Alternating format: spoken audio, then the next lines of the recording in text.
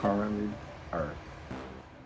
On July 28th in 1868, following its ratification by the necessary three-quarters of our nation's states, the 14th Amendment, granting citizenship to all persons born or naturalized in the United States, including formerly enslaved people, is officially adopted into the U.S. Constitution.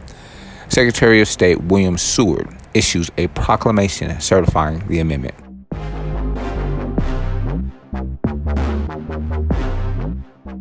2 years after the Civil War, the Reconstruction Acts of 1867 divided the South into 5 military districts where new state governments, based on universal manhood suffrage, were to be established. Thus began the period known as Radical Construction, which saw the 14th Amendment, which had been passed by Congress in 1866, ratified in July 1868. The amendment resolved pre-Civil War questions for African American citizenship by stating that all persons born or naturalized in the United States are citizens of the United States and of the state in which they reside.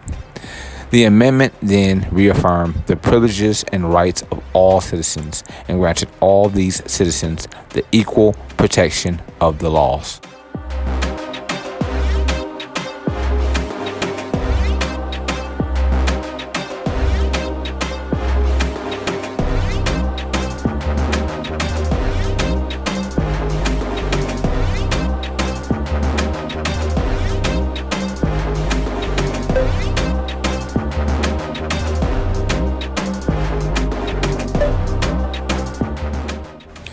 In the decades after its adoption, the Equal Protection Clause was cited by a number of African American activists who argued that racial segregation denied them the equal protection of law. However, in 1896, the U.S. Supreme Court ruled in Plessy v. Ferguson that states could constitutionally provide segregated facilities for African Americans, so long as they were equal to those afforded white persons. The Plessy v. Ferguson decision, which announced federal toleration of the so-called separate but equal doctrine, was eventually used to justify segregating all public facilities, including railroad cars, restaurants, hospitals, and schools. However, colored facilities were never equal to their white counterparts, and African Americans suffered through decades of debilitating discrimination in the South and elsewhere. In 1954, Plessy v. Ferguson was finally struck down by the Supreme Court in its ruling in Brown v. the Board of Education of Topeka.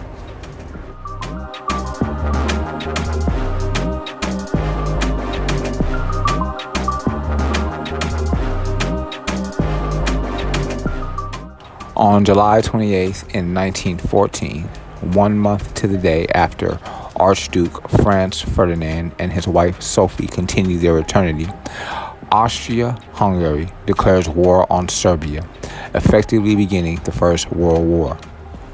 Threatened by Serbian ambition in the tumultuous Balkans region of Europe, Austria-Hungary determined that the proper response to the assassinations was to prepare for a possible military invasion of Serbia.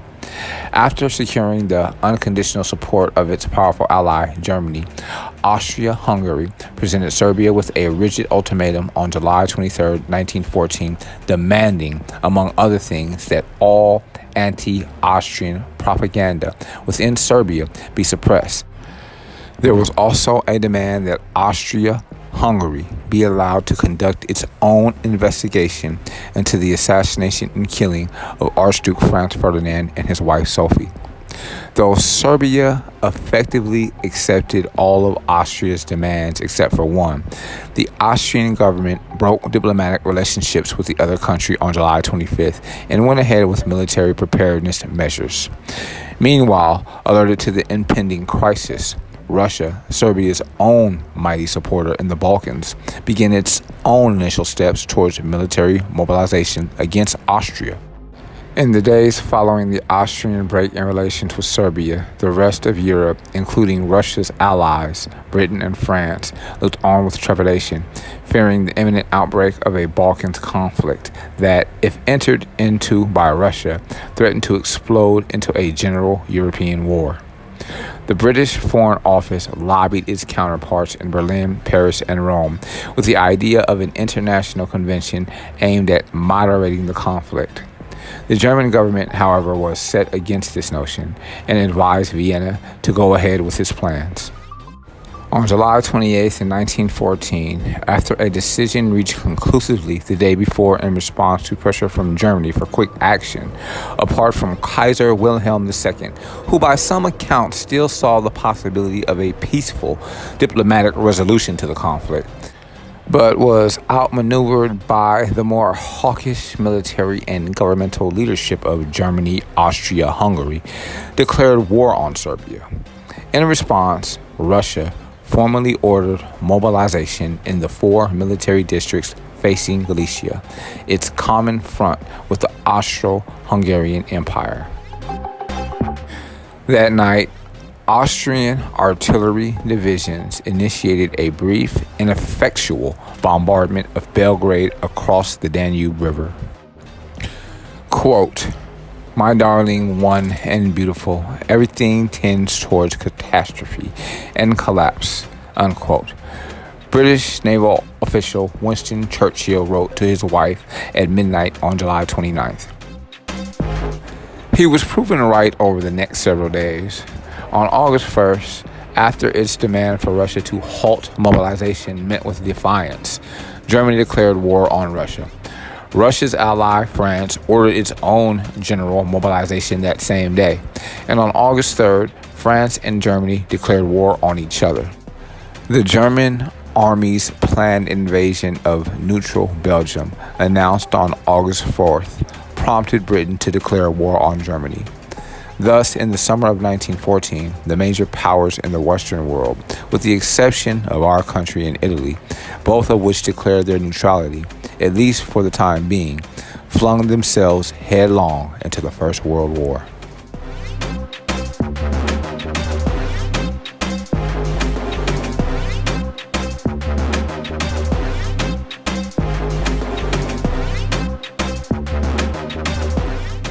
On July 28th in 1945, a U.S. military plane crashes into the Empire State Building.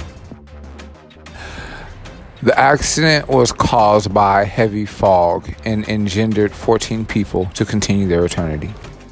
The B-25 Mitchell bomber, with 2 pilots and 1 passenger aboard, was flying from New Bedford, Massachusetts to LaGuardia Airport in New York City.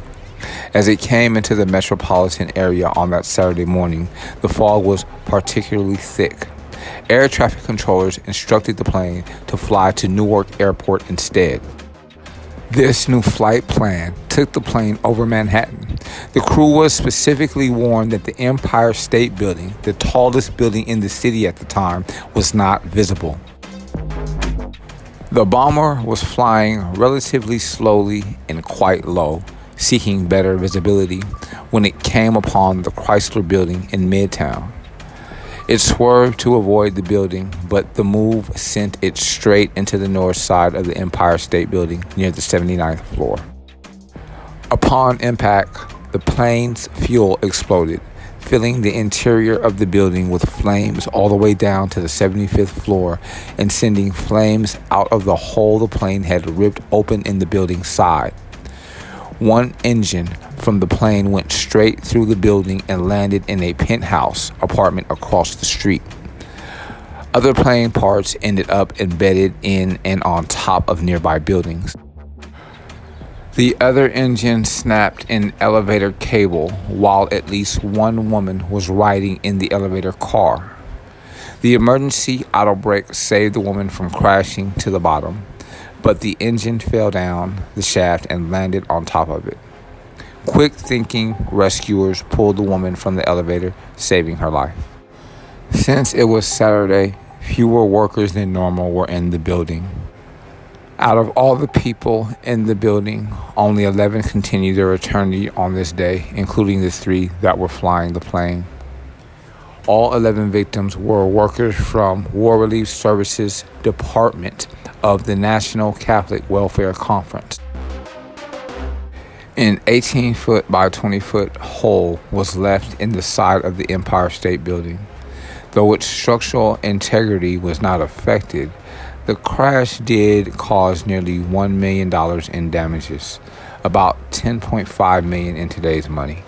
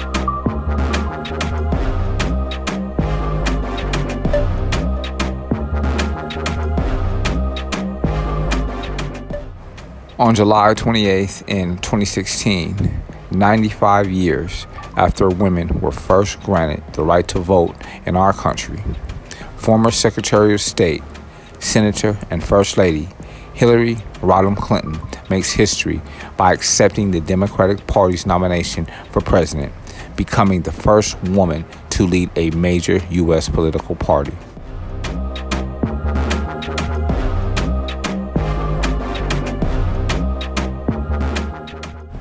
The Democratic National Convention in Philadelphia formally nominated Clinton 2 days earlier, with South Dakota casting 15 votes to put Clinton over the threshold of 2,382 required delegates.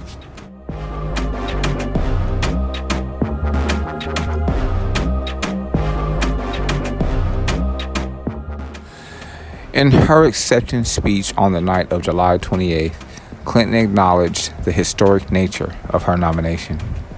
Quote, "Tonight, we've reached a milestone in our nation's march toward a more perfect union. The first time that a major party has nominated a woman for president," unquote. She said, quote, "Standing here as my mother's daughter and my daughter's mother, I'm so happy this day has come. Happy for grandmothers and little girls and everyone in between.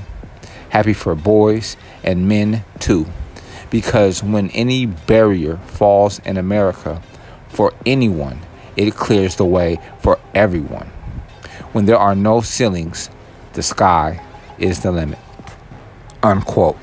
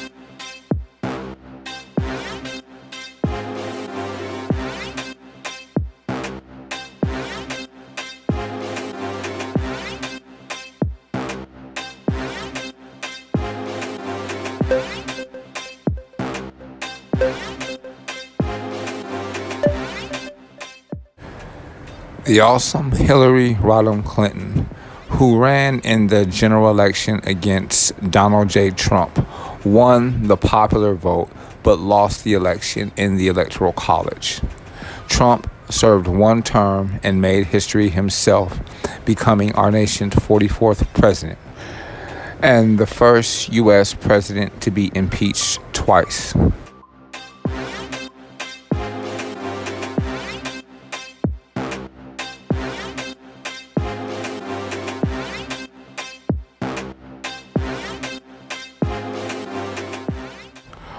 All historic information documented and divulged on this audio file can be verified on History.com.